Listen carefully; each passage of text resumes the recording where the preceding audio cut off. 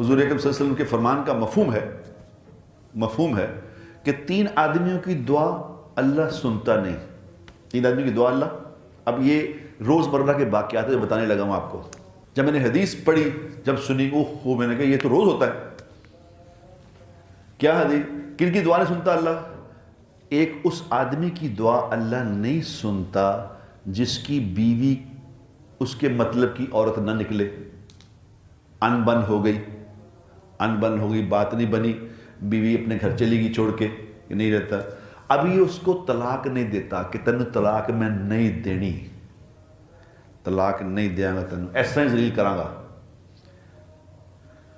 جس نے یہ کیا اپنی بیوی سے ان بن ہو گئی، طلاق نہ دیتا ہے، وہ آزاد ہو جائے کسی اور سے. اللہ نے اس کو، اور دنیا میں انسان ہے، کسی اور سے نکاح کر لے گی، اس کو آزاد نہیں کرتا. اللہ اس کی دعا کو قبول نہیں کرے گا جو مرضی عمل کر لے.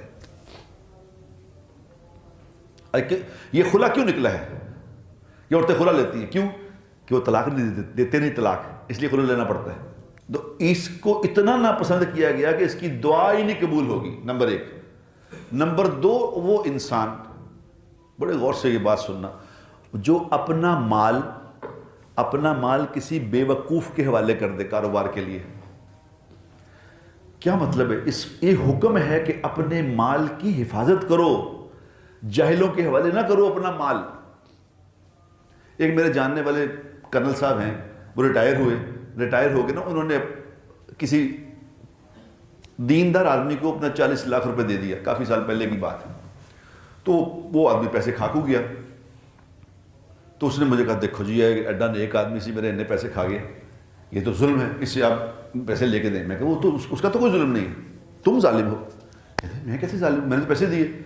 میں کہا تم ظالم ایسے ہو کہ ایک آدمی نے ساری زندگی کوئی کام کیا ہی نہیں، اس نے کوئی کاروبار کیا ہی نہیں، پیسے تو اس کو دیتے جو کوئی کاروبار کرتا ہے. دیکھو یہ کاروبار کر رہا تھا، اس میں کاروبار میں اس کو تھوڑے فائنینشیل اسسٹنس کی ضرورت ہے، پیسے چاہیے، سمجھ آتی ہے. ایک آدمی نے کچھ کیا ہی نہیں، تم نے اپنے پیسے اس کو دے دیے، میرے پیسے سے کام کر. تیرے سے بڑا جاہل کون ہے؟ حدیث میں آتا ہے کہ اپنے پیسے ایسے بے وقوفوں کے حوالے نہ کرو ورنہ اللہ تمہاری دعا نہیں سنے گا. کیوں نہ حفاظت کی اپنے مال کی؟ نمبر 2.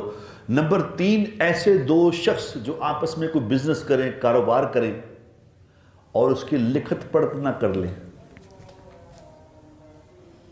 ہم کیا کہہ رہے ہوتے ہیں؟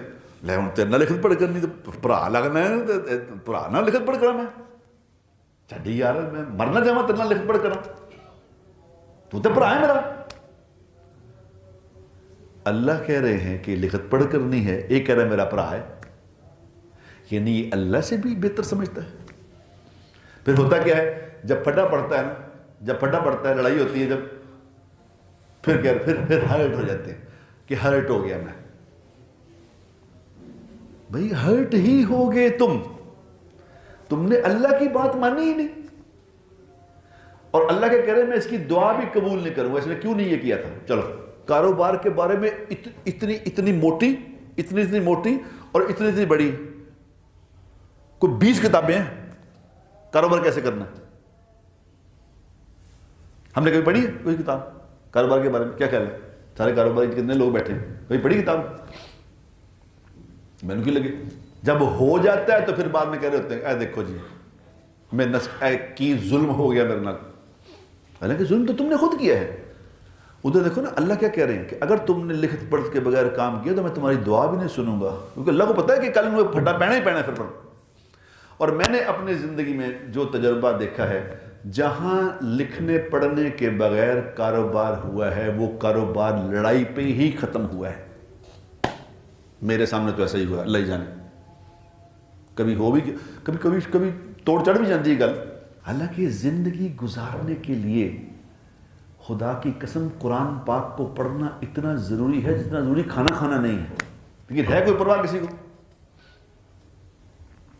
دنیا میں رلتے پھر رہے ایمان سے، ذلیل ہو رہے ہیں، جان پھنسی ہوئی ہے، تباہیاں مچی ہوئی ہیں، گھر برباد ہو گئے، کاروبار برباد ہو گئے.